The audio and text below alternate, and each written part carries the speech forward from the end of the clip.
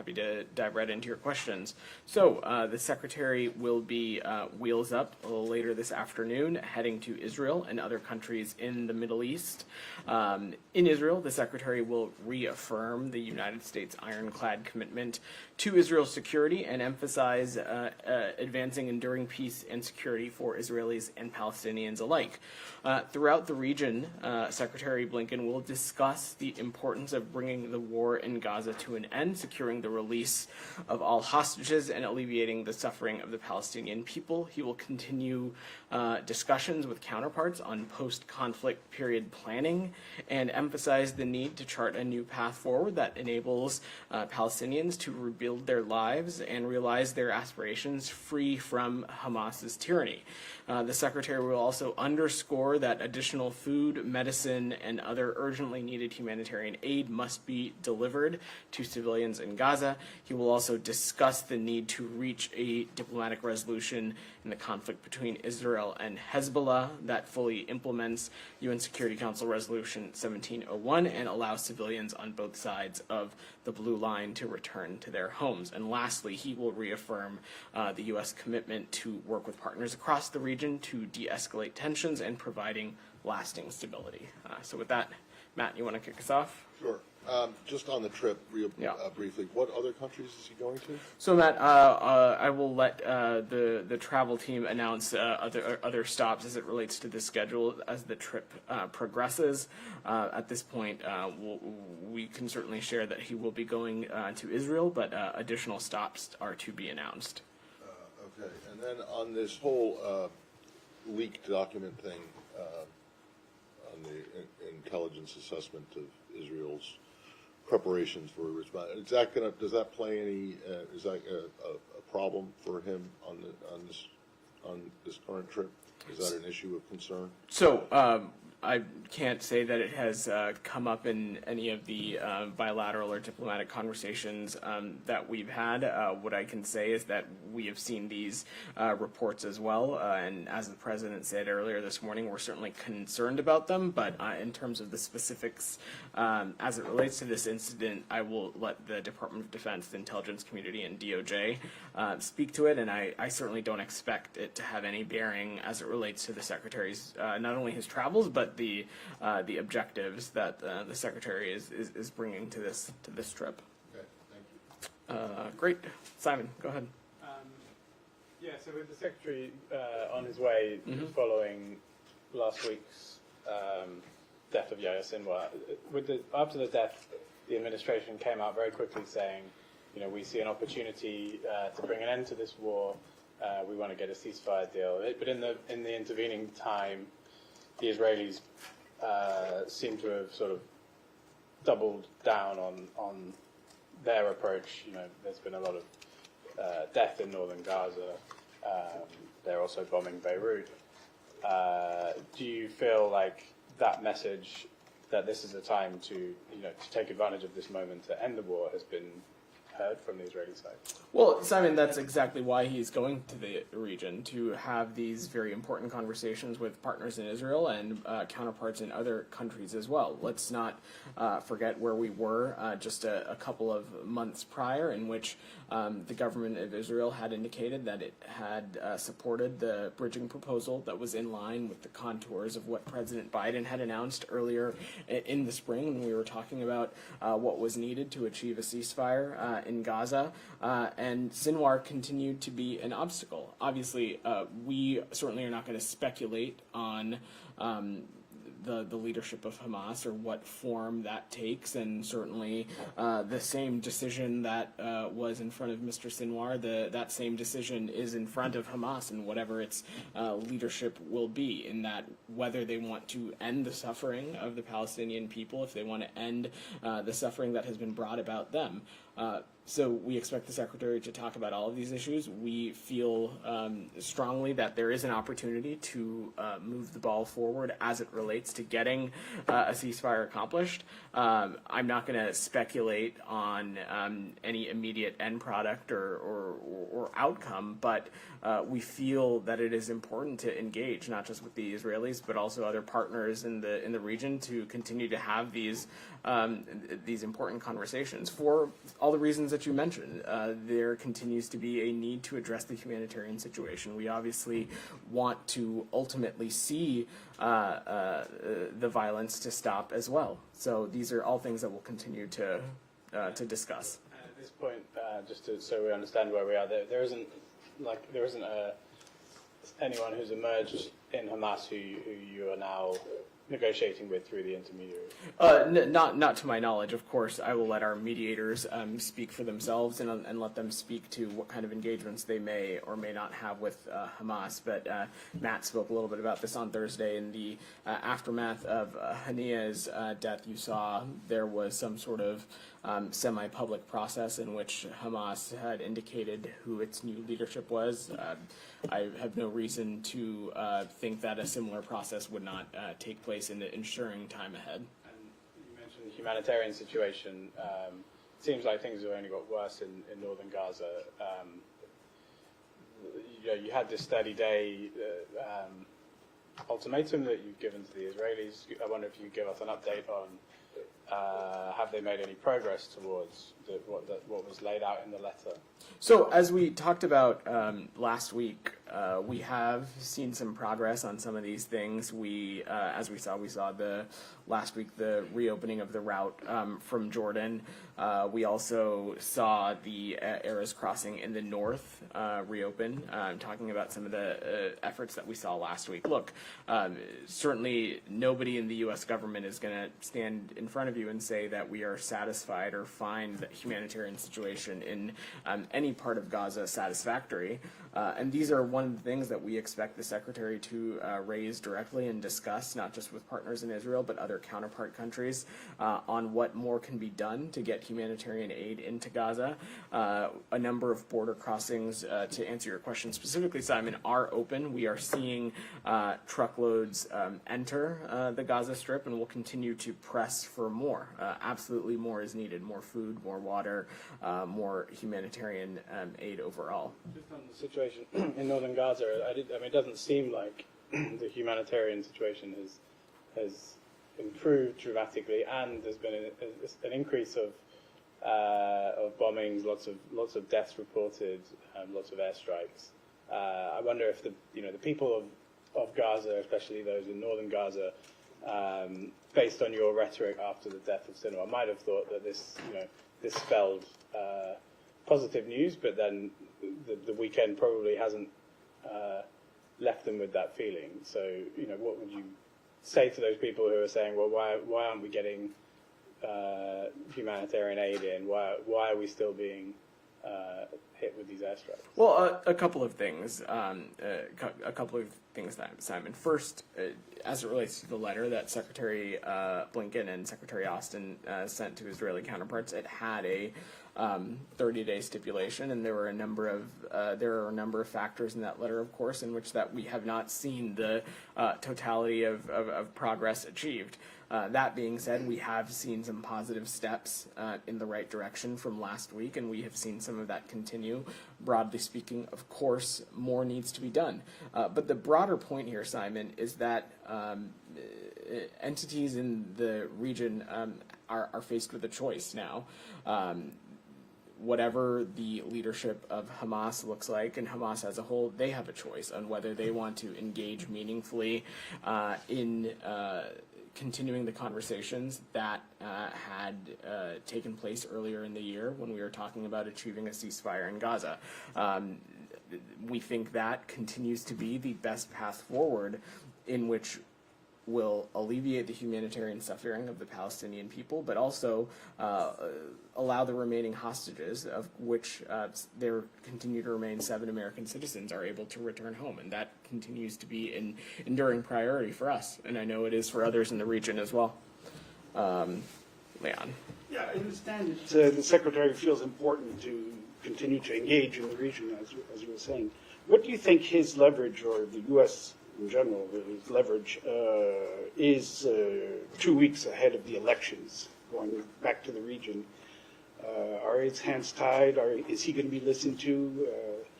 Can anything happen? Leon, I kind of respectfully disagree with the premise of the question, and I'm going to evoke what many of you have heard Secretary Blinken say pretty regularly, is that in this department and in his role as Secretary of State, and I would say that extends to all of us that work for him, we don't do or engage in politics. We are engaged in policy, and what I can say unequivocally is that pursuing a ceasefire as it relates to Gaza, pursuing a ceasefire in Gaza is in the interest of course, the Palestinian people, because it will allow an additional influx of humanitarian aid, create the conditions, hopefully, for further conversations to happen so that we can see a independent Palestinian state and a Gaza Strip that is no longer a springboard for terrorism on the Israeli people, and a Gaza Strip that is hopefully unified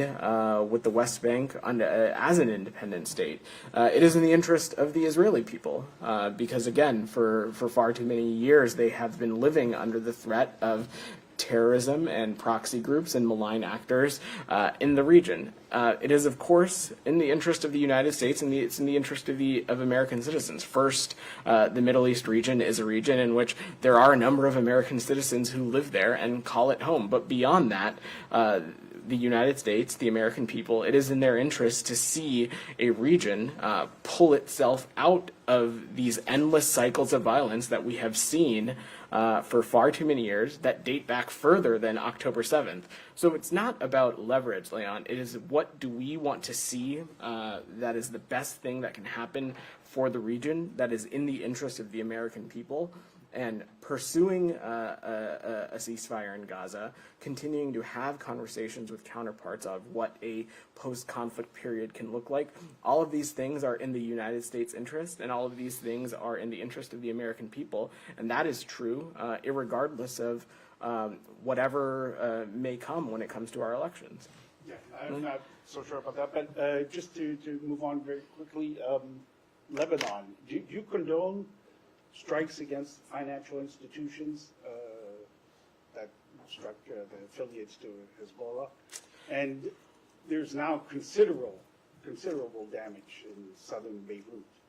So is it going to become another Gaza? Look, Leon, we've been pretty clear and consistent about the fact that we do not want to see regular and daily strikes into Beirut. As it relates to these specific financial institutions that you're asking about, Leon, I've seen those reports, and I'd let the IDF speak to its current operations.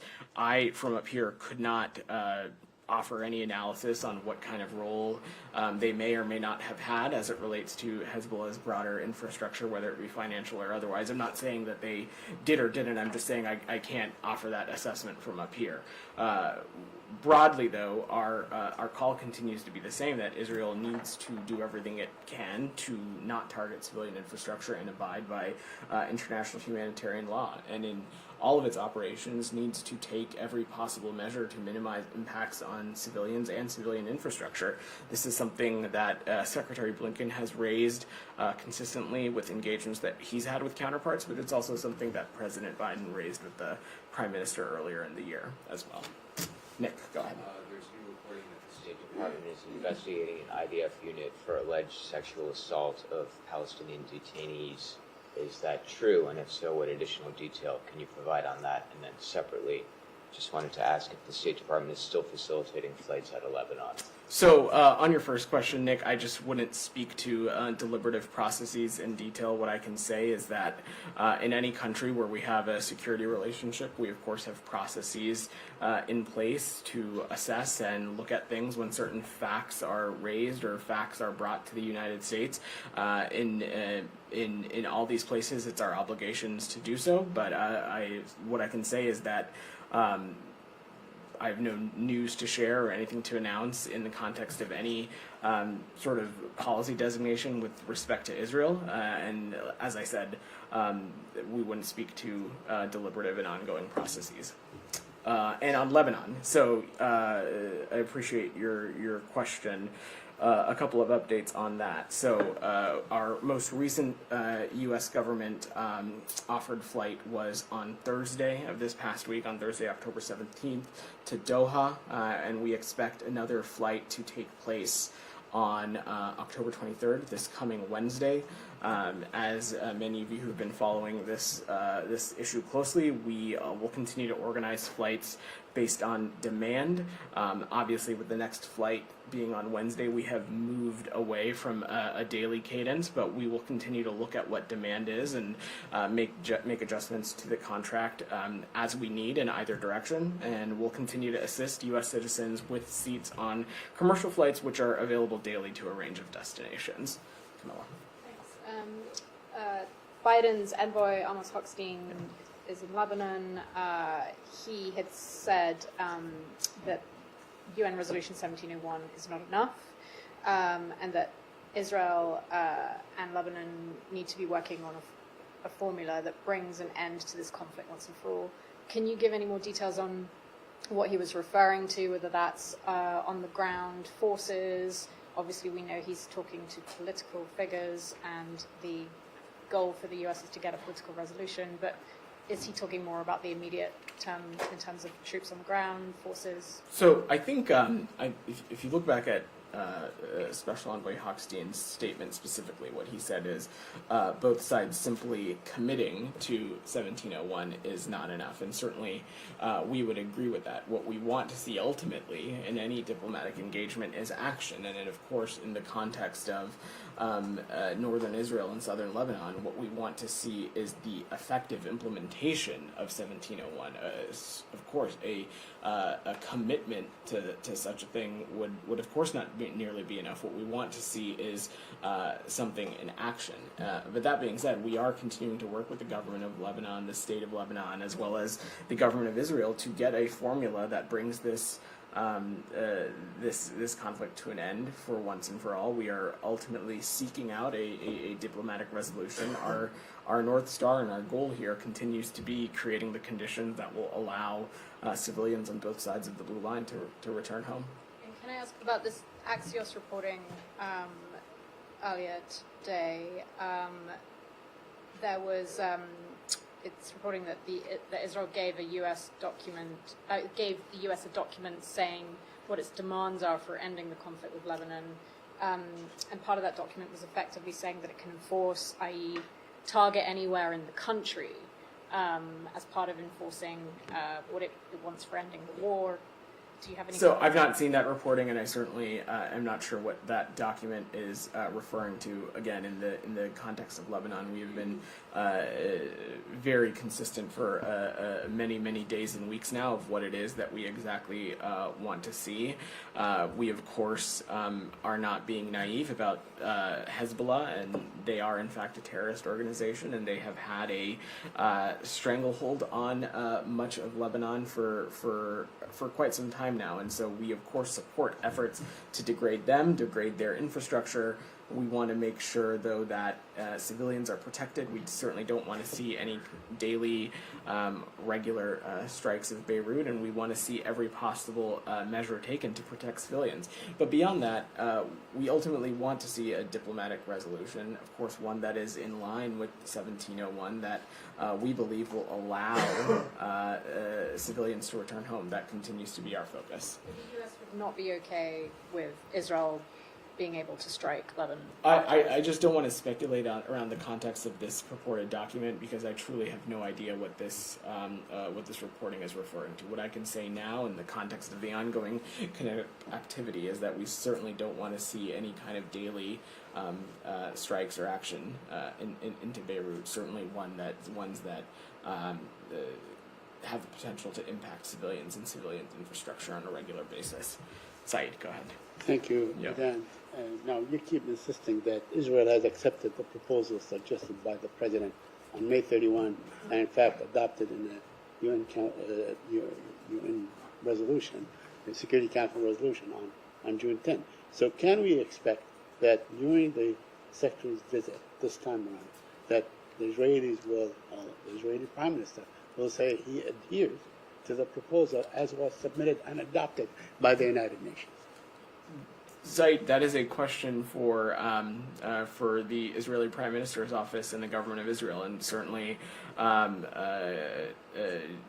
we are not spokespeople for them, and I will let them speak to whatever it is their approach is now in the immediate after days of Mr. Sinwar's death. What I can speak to is what the United States approach is, and that, Said, you heard me speak to Leon and Simon a little bit, in that for many, many, many months now, Mr. Sinwar had been the major obstacle to getting to a yes. Of course, time has passed since then, and there need to be continuing conversations that need to be had. Details as it relates to the proposal continue to need to be ironed out.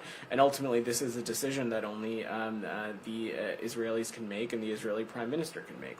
But what the message that the Secretary will be bringing is that a ceasefire in Gaza, one that ends the conflict, one that allows an additional influx of humanitarian aid, one that creates the conditions for the remaining hostages, including the remaining 7 American citizens, to return home. That is in the interest of the Israeli people, the Palestinian people. It is certainly in the interest of the United States and the American people, and that is what we will work collectively to pursue, but also in close coordination with partners in the region, because the day after period is also vitally important as well, to make sure that we keep the region on track so it stops getting out of these endless cycles of violence. Yes, but since it was an Israeli proposal to begin with, you expect that the Israeli government will come out and say, "This is the proposal." Said, I'm just asking. I'm you. not going to speculate on any announcements that may or may not come out of this trip. I, of course, have no doubt that you'll be paying attention to the Secretary's trip closely, and I will let him and/or the government of Israel speak directly. Well, let me ask you about a massacre that took place on Saturday in Beit Lahia. Maybe 100 people were killed, maybe more, many more injured. It was mainly civilians. I know Israel liked to say, under the pretext that they were fighting there, but we have seen, by irrefutable evidence that Hamas fighters fight in 2s and 3s, as we have seen, and their leader was fighting in 2s and 3s and so on, because it is more effective and it's safer for them. So why is it so difficult for the United States of America, that has always adopted and espoused a high standard on human rights and so on, why is it so difficult to condemn the massacre of civilians in this very case?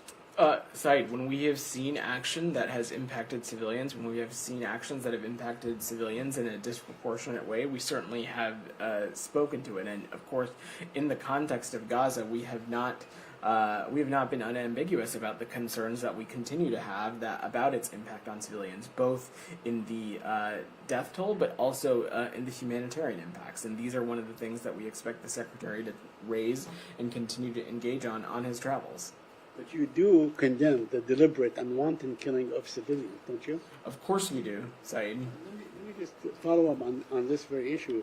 Your ally, one of your strongest allies, is Jordan. And this is what Ayman Safadi said yesterday. He said the horror Israel is bringing on the entire population of northern Gaza isn't human. It is pure evil and war crime that humanity should not tolerate. Do you agree with the Foreign Minister of Jordan, your good ally? I've not seen Mr. Safadi's comments, Said, and certainly I'm not going to get into a public discussion or speak to private diplomatic conversations up here.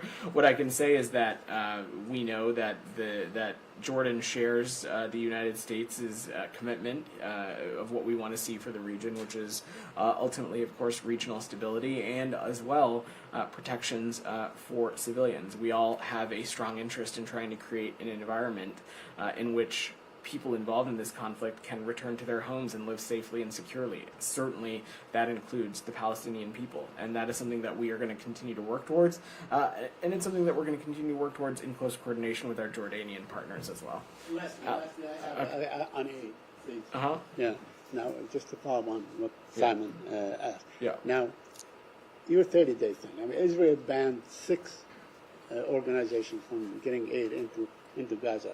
Do you feel that Israel feels that it has this 30 days to do whatever it wants, that it can take whatever comfort that it can continue to prevent aid from going in. In the meantime, Said, you have 400,000 people that are being starved to death and now burnt to death. Said, I couldn't speak to what Israel thinks or doesn't think. What I can speak to is the approach that the United States is taking, which is that we want to see the humanitarian situation in Gaza significantly improved, and that, of course, that 30-day thing that you're referring to, it was a letter from the Secretary of State and Secretary of Defense laying out very clearly of what expectations we had and what changes that we want to see. And I'll add, it is simply just a reflection of U.S. policy. We are always going to appropriately enforce the laws that we are bound by, which is, of course, that when we have countries in which we have security relationships with, when we have humanitarian conditions as such, there are certain expectations and metrics that we need to see, and we will continue to push them to see those, and I have no doubt that the Secretary will raise this directly. Alex, go ahead. Yeah. Just a few topic. Moldova. I was wondering if you have anything to add to what White House told us about the elections. If there's any lesson that you guys have learned about Russian meddling, tactics of Russian meddling, and any response, any punishment, any reaction from the West we should expect in the coming days. So I certainly, Alex, I would not preview any actions from up here, but we would commend the Moldovan people for their participation in the October 20th election and referendum. And as we approach the second round of presidential elections on November 3rd, we'll continue to support Moldova's commitment to ensuring a credible and democratic process. As it relates to the second part of your question, we and other international election observers noted some reports of malicious cyber activity, disinformation, and other things that are consistent with what we've seen the Kremlin do elsewhere and what the Kremlin has supported in its intent to undermine Moldova's sovereignty.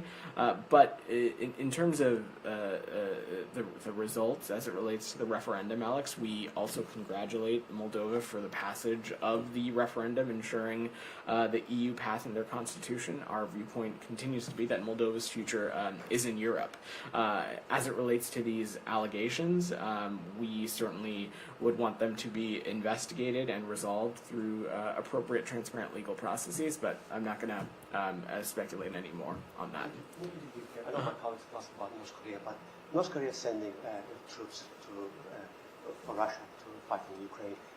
White House told us this morning that they are still investigating that. Well, the topic came up 2 weeks ago recently, and I'm just having trouble understanding why does it take this long? Is it an intelligence failure, or is it lack of trust in your allies? Is Ukrainian intelligence? South Korea put it out there? Is it public?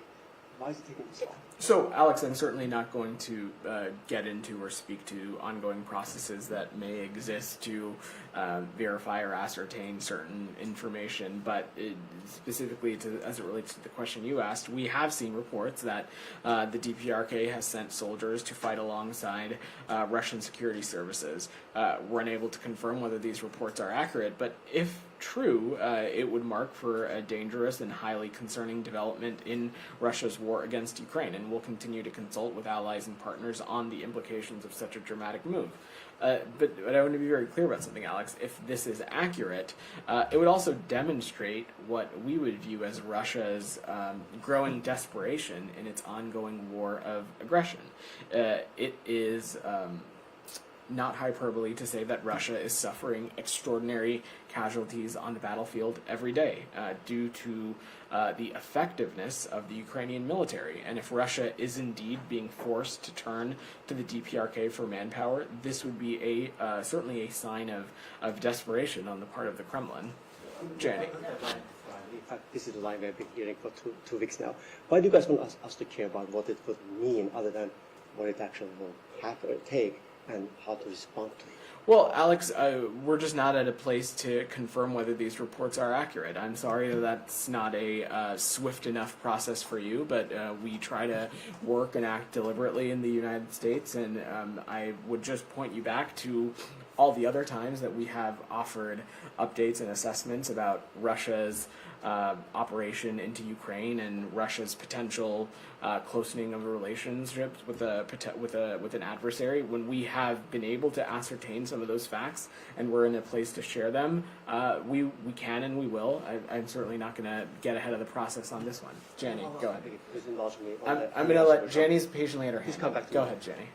Very Yeah. much better now. A couple of questions on Ukraine and North Korea. Ukraine President Zelensky and South Korea's National Intelligence Service released clear evidence, including a video of North Korean troops being dispatched to Russia, and it was revealed that 12,000 soldiers and special forces are training at the Sergeyevsky training camp, disguised in Russian military uniform and ID card. But why has the United States not yet confirmed whether this is true or not? So, Jenny, look, just to echo again what I said to Alex, we're not yet at a point where we're able to confirm those reports and whether they are accurate. But I just want to echo again that if they are true, it's two things. One, it is a show of the desperation that the Kremlin has found themselves in, but it would also be a dangerous and highly concerning development in Russia's war against Ukraine. It also would be another example of the closening of relations that we see between Russia and the DPRK. But again, at this point, I don't have a assessment to offer from the United States in terms of whether these reports are accurate or not. The dispatch of North Korean troops to Russia is true and confirmed. Will there be a change in support from the United States, EU, and NATO? Well, I'm not going to speculate at all, Jenny. Look, when we have seen the Russian Federation close in relations with another country or rely on another country for its efforts in Ukraine, and an example that I can think of is the closening of relations that we have seen between Russia and Iran. You certainly have seen the United States take appropriate action, and we will certainly not waver when it comes to the support that we'll continue to provide our Ukrainian partners. So. Okay, go ahead. And I'm going to work the room. Although the Middle East issue is considered important, the Korean Peninsula issue is also important. What impact do you think the North Korean military's dispatch of troops to Russia will have on the Korean Peninsula in the future? I'm certainly not going to speculate on what impacts it could have on the Korean Peninsula beyond just saying, again, if these reports are true, it certainly would be another example of a reckless and destabilizing action that we are seeing the DPRK participate in. But again, I don't want to speculate. Rabia, you've had your hand up patiently. Go ahead. I have a question on Turkey. Yeah. Fethullah Gülen, the leader of FETÖ, whom Turkey has long sought to extradite for orchestrating the 2016 failed coup, died yesterday. Have you seen the reports, and does the US have any comment on this, considering this issue has been a major sticking point between the two countries? I've seen those reports, but I have nothing to offer. I wouldn't comment on matters involving a private individuals living in the United States. So I have seen those reports, but don't have anything to offer. Go ahead. Yeah. Oh, on the same topic? I'll come back to you, DR. Go ahead. Turkey reached out for his body. Again, we're talking about what would be a private individual living in the United States, so I just wouldn't get into that for privacy considerations. So I will leave it at that. DR, go ahead. Thank you, Yeah. Yesterday, the Kurdistan region held election, and you observed this election very closely. So what's your comment on this process? Was it free, fair, and transparent election as you urged the political parties for that? Let me say a couple of things, DR. First, promoting democratic values is a key priority for the U.S. government as it fosters global stability and it strengthens alliances. These are things that we think are integral to what our interests are in the Iraqi Kurdistan region and beyond. We certainly applaud the role that civil society and the media had in this election in fostering political dialogue and amplifying the voices of Iraqi Kurdistan region residents ahead of the election. what we saw is high voter turnout and an election that proceeded without major security incidents. We saw some reporting of some logistical challenges at various polling stations, but overall, from our viewpoint, the process went forward fairly orderly. And our focus now, DR, is that we are strongly urging political parties to engage in a prompt and sustained dialogue to swiftly form a stable and representative government without delay. We think that is the next appropriate step. Then forming a government without delay, this is what you are calling for. But as you may know, none of the political parties won enough seats to form that government. So will there be any U.S. engagement with the political parties to come together and form a government without delay? I'm certainly not going to preview any specific engagement with DR, but we call on Kurdish leaders to find a way to move past their differences and form a government. Our view is that there is more that unites Iraqi Kurdistan leaders than divides them, and it's in the interest of the people to move forward in an inclusive process and form a government as soon as possible. I'm going to go to Prem. He's had his hand up. Go ahead. Yeah. Simon and Said's questions. Yeah. So last week, the U.S. sent that letter urging Israel to improve the humanitarian situation in Gaza and heed international law. In that time, the Israeli military has targeted a child and then bombed him and the people trying to help him. Band-Aid organizations repeatedly bombed a refugee camp, attacked the remaining hospitals in northern Gaza, killed 4 engineers fixing water systems, rounded up people, tied them, blindfolded them, bombed an UNRWA shelter, and killed a 59-year-old woman as she harvested olives on her land in the West Bank. What does it mean if the Israeli government responds to U.S. requests to follow international law by committing possible violations of international law? So first, Prem, I just want to be very clear that as it relates to the specifics of some of these operations, I will let the government of Israel and the IDF speak to that. The point of the letter also was to provide a timeline in which we wanted to see certain factors as it relates to the flow of humanitarian aid into Gaza and addressing humanitarian concerns addressed.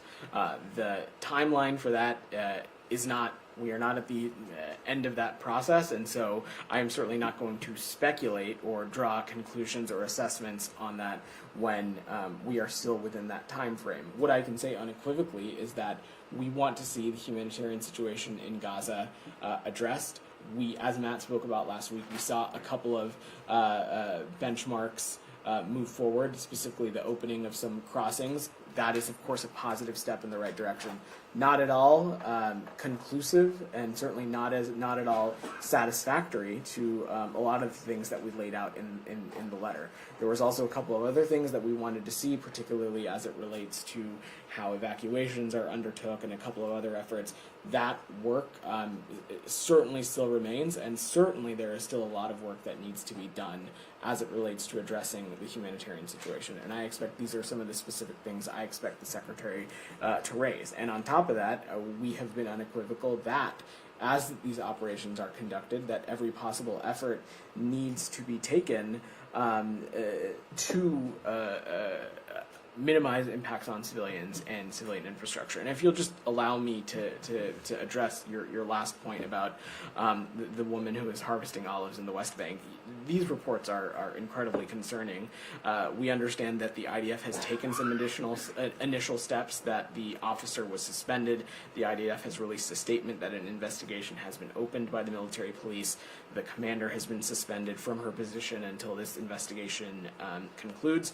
And our expectation is that Israel investigate this thoroughly, swiftly, transparently, and it seeks accountability in this incident as well. And I will just note that it is not lost on us that the annual olive harvest is major economic activity to Palestinian people and to the Palestinian economy, and we believe that Palestinians need to have access to their land to conduct these kinds of harvests when appropriate. So it reminds me, after the killing of Aishnor Egi about a month and a half, 2 months ago, the department mentioned how, this shows that it seems that the Israeli military needs to really consider and reconsider its rules of engagement. What does it say that not only, I know you mentioned that there's been accountability for the soldier, allegedly, who killed the 59-year-old woman, but there's specifically this case of a child being targeted, and as he calls for help, as people descend upon him to help him, they get bombed. I know you said you won't comment on all of these operations, but is that an operation? That just So seems like a killing. I'm not going to, again, speak to these incidents in specificity, but I can say, Prem, that what we have said before, it continues to be the case, and it continues to be that we want to see some changes when it comes to military engagement and the rules of engagement, particularly as it relates to the West Bank. That continues to be something that we want to see. And then finally, just a finer point. The department last week said the reason the U.S. gave Israel 30 days to improve the situation in Gaza was to give them enough time to cure the problem. You just said that this letter was also about affirming existing U.S. policy. So what exactly happens if the Israeli government doesn't heed U.S. policy? 23 days from now, if these bombings continue, these capturings, these killings continue, as they have for the past 380 days, what specifically will the U.S. do? So I'm not gonna speculate on what may or may not happen, Prem. I can say, and you heard Matt say this last week as well, we of course will appropriately enforce what U.S. law is. We are bound by the laws that govern our government and of course govern the security relationships that we have with any particular country. I'm not going to speculate what that process is. There is still quite some time before we're at that point. We hope that we don't have to get there. Our hope is that we see some effective remediation in efforts surrounding humanitarian access and humanitarian aid, and we hope that we don't have to get to that point. So I will continue to let that process play out. I know that this is something that is important to the Secretary, and he'll be raising it with counterparts on this trip. Go ahead, in the back. Go ahead. You mentioned earlier that with regard to humanitarian aid, you've seen some positive steps over the past week. Is this a consequence of the timeline set by the U.S. in terms of improving humanitarian supplies? You'll have to speak to the Israelis and members of their government involved in the provision of